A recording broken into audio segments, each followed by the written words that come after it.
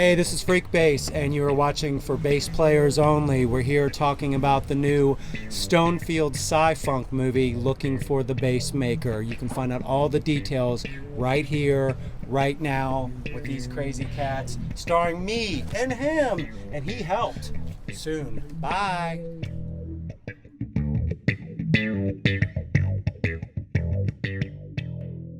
Hi everyone, John Liebman here. You're watching for BassPlayersOnly.com. Coming to you today on location in sunny Hollywood, California. We've got something a little different and exciting this time. It's usually a one-on-one interview, but we are here first of all with Tomm Stanely, who is the founder, head luthier, and the head honcho, head honcho, the architect at Stonefield Basses in New Zealand. He's an awfully long way from home. And our old friend here, Freekbass. That's right. We did an interview at the London Bass Guitar Show in March of 2016, and I know I had asked you to come in a day early, and we did the interview. It's a great interview. Check it out for BassPlayersOnly.com, and the little search thing, put in Freekbass, Freekbass, and we had communicated a lot. That was the first time we had met. We did a great interview, and we said goodbye. And what happened after that, Freak?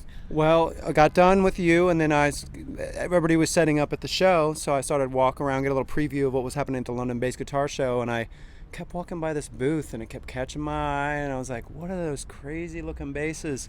And finally, I think Tom here, just wait, like, you gonna come over or what, kind of thing. So went over and sat and met Tom at Stonefield, played one of his basses, absolutely fell in love with his basses, and well, Tom, you can finish the rest. Well, one thing leads to another. He came back 4 times over the course of the weekend, which was an indicator that it was more than just a passing interest.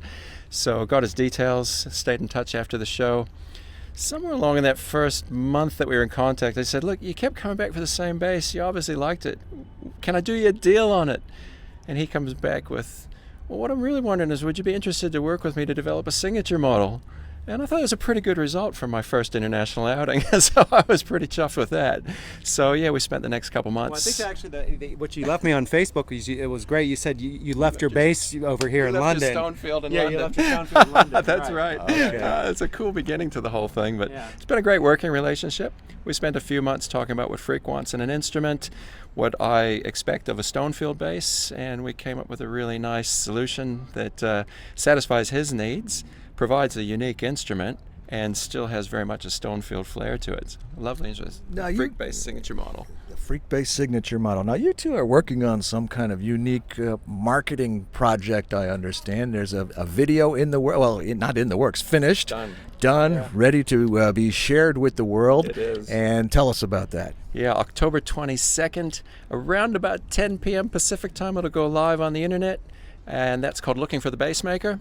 And it's a sci-funk movie. Freekbass searching the world for his perfect instrument. The catalyst for that, not long after we had the instrument put together, we started talking about ways to promote it. And I had asked Freek if he could come down to New Zealand to do some demo videos and things of that nature. So he got in the car and headed right over. He just jumped in and drove across the Pacific. And What was that like?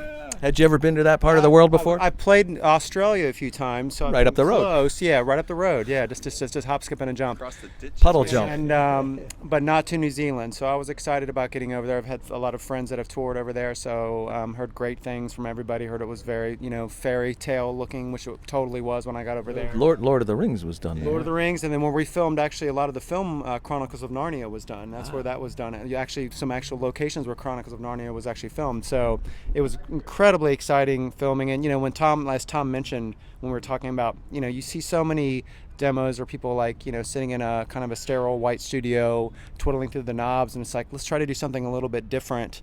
And then, so it hadn't been too long that I had just seen Force Awakens, Star Wars, and I'm a big superhero geek. And I said, well, why don't we try, something where I'm trying to find, almost kind of like, looking for the lightsaber, except it'd be looking for the bass. And that's kind of where the concept and we just kind of started drawing off of that. And then Tom and Richard Bell, who's an amazing director, directed a bunch of Nirvana videos, Depeche Mode videos, signed on to be the director for it. And then those two actually worked up the storyline for it. Yeah, that was great. Now, if the folks want to be, October 22nd obviously has passed, but will folks have an opportunity to acquire that video or stream it or see it? Or Yeah, that video now has a permanent page on the Stonefield Music website, so www.stonefieldmusic.com. That was just a bit of a promotional plug there. well, let's talk about that. But Talk yeah, about go to the Stonefield Music website. Go to the media section in the menu system. When you drop it down, you'll find Looking for the Bassmaker. And it'll be on your Facebook page too, as well. It'll be on our YouTube, and we'll put it into Facebook, and we'll put it everywhere so you can get it. Yeah. Well, tell us a little bit about Stonefield. Stonefield's one of those things that if I hadn't done, I would have died wishing I had. So I started building basses when I was in my 20s, and really right away knew that it was something I wanted to do as a business. But life was taking me in other directions, corporate management roles and things of that nature at the time. I was no longer playing music in a working band kind of environment. I dropped that scene when I was about 25 years old. So it was a long gestation period. And then I got to a point where it was, what are the things in my life that I would like to do? And if I don't do them, I wish I had, and this was it. So about 6 years ago, I started working on it. The slogan, "The Bass You've Always Wanted," is because it's the bass I always wanted. And it was a matter of what are things that I always wish were on basses I can't find. I also play archtop jazz guitars. What are some features that I like on those instruments, and cellos and violins, incorporating that? And why can't we have passive electronics with high, low, and mid controls? And then finally tailpiece tuning that's actually really nice to use. Smooth operating knobs, any manufacturer's strings. So that was the bar I set for myself. And about 4 years of development work on it. And I got the bass I always wanted. So that's when it came out to the world. Well, good for Decided you. to bring it out here. I have seen the basses. They are indeed very special. And I see That's what caught my attention. When I was at the London Bass Guitar Show with you, is the floating bridge, which is you typically see on cellos and upright basses and stuff. You never see them on an electric bass. I'm like, what is that? And in turn, what it does is every single note you play, the definition is.